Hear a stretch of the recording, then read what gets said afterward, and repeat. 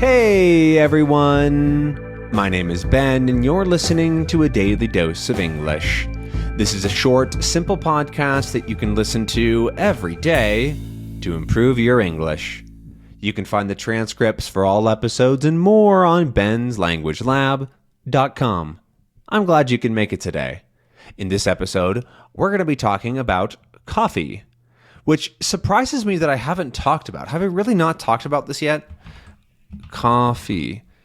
It's not. Oh, shoot. I've talked about morning coffee. Oh, no. Episode 12.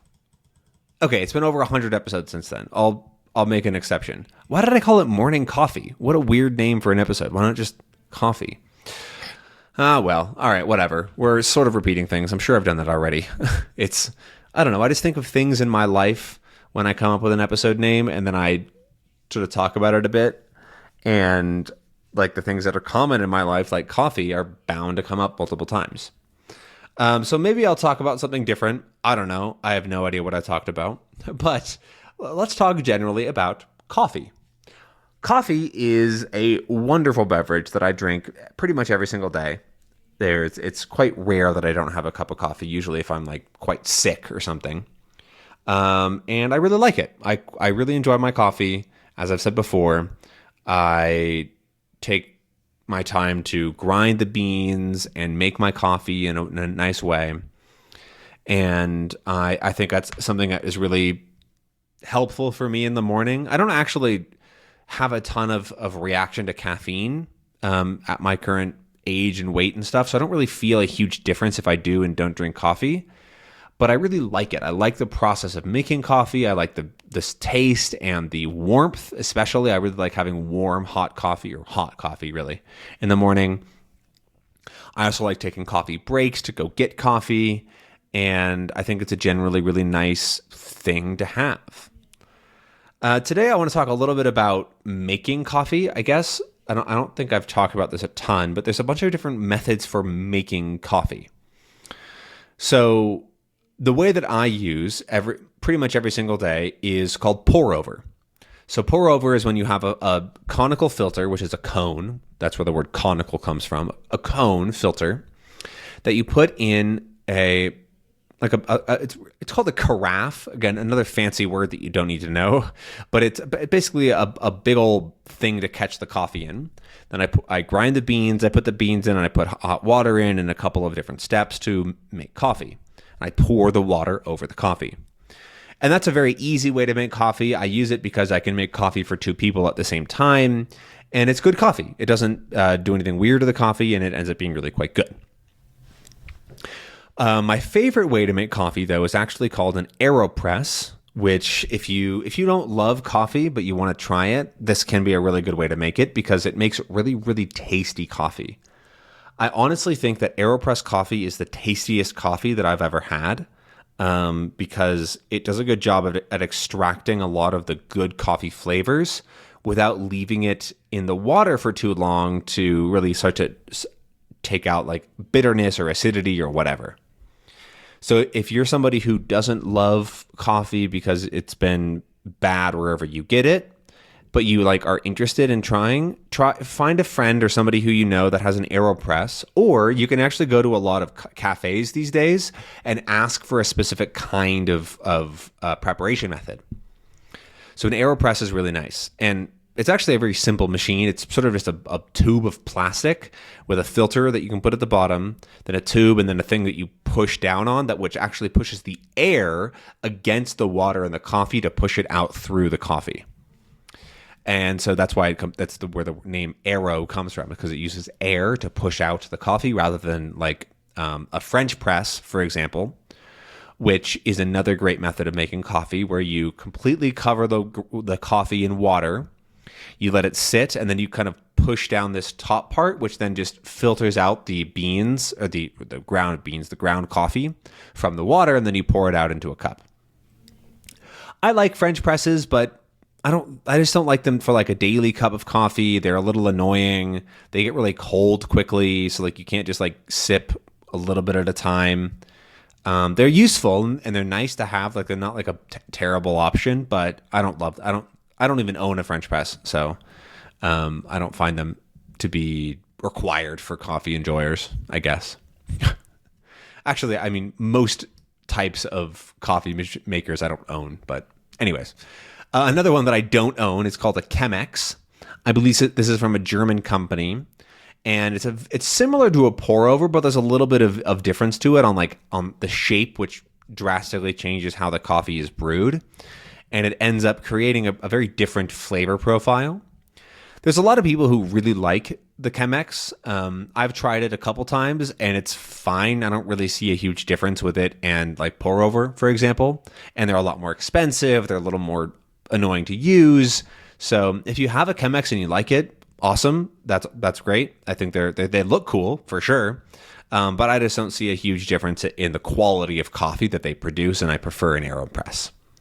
But they're definitely fun to look at.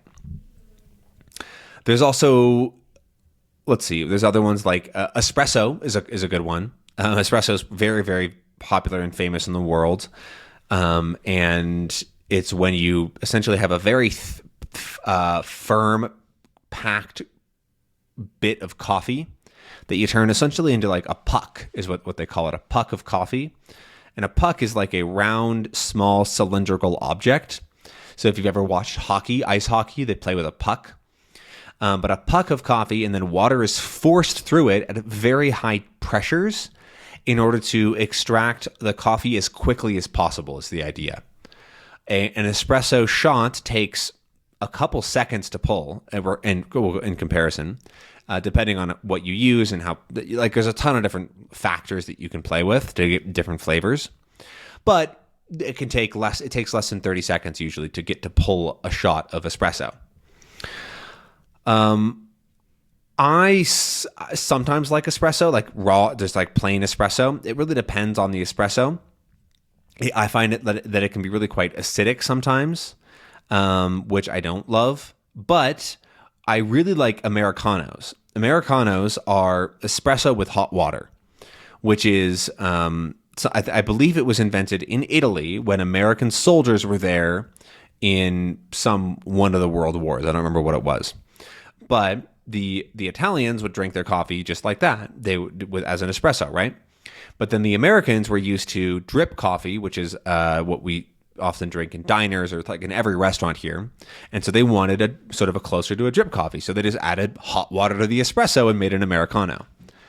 It does taste different than an Americano. I think that it does taste different from drip coffee.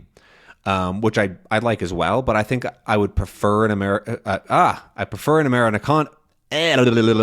I prefer an Americano if I can, because it has a bit more rich flavor of coffee, like from the espresso, than like your typical drip coffee.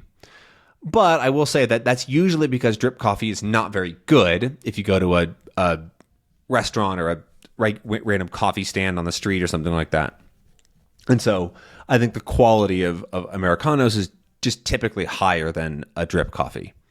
However, drip coffee is very nice for if you're traveling somewhere and there's like just a cheap coffee machine. They're very easy to do, and you make pretty good coffee if you're at home. It's like when you go to a place where that's had the drip coffee on for 5 hours, where it's like tastes kind of bad, or it's like really cheap coffee. I have a drip coffee machine because it was like $15, and it's really nice for making coffee when I have multiple people over. Because if like everybody wants coffee, I don't want to get out a coffee like my AeroPress and make everybody an individual cup of coffee. I'd much rather just do a bunch at once, and then everybody can have as much coffee as they want. It's a lot easier of a process too, to do. So, yeah, I don't know if I can think of any other methods of making coffee. Oh, instant coffee. That's one. Instant coffee, I don't like. I think it tastes bad. I think it tastes sort of artificial and sort of like, I don't know. I just don't like the taste of it. I understand that it can be good. It's actually great for flavoring. If you want to put coffee flavor into something, it's fantastic. I use a little bit of instant coffee in chocolate cake. Makes it really good. And if you want to make like a coffee flavored beverage, it can also be really nice. However, if I want like a cup of coffee, I'm just never going to make myself a cup of instant coffee because it's not that good, and it's not like cheaper. Instant coffee is often more expensive, and it ends up having worse coffee. I'd much rather spend the 5 minutes to make myself a cup of coffee than have a worse cup of coffee for more money, if that makes any sense. So I don't really like instant coffee. I'll often recommend that people make their own coffee instead of doing instant coffee. I do understand if you really just want a hot cup of coffee, like if you want to do that, go ahead. I'm not going to like judge you or anything like that. But I personally prefer to make my own coffee. But anyways, that's all the time that I have. I hope that you enjoyed this episode of me rambling about different ways to make coffee. And I want to know, let me know down in the comments, do you drink coffee, and how do you make your coffee every morning or afternoon or whenever? But anyways, I'll see you again tomorrow. Have a good one. Bye.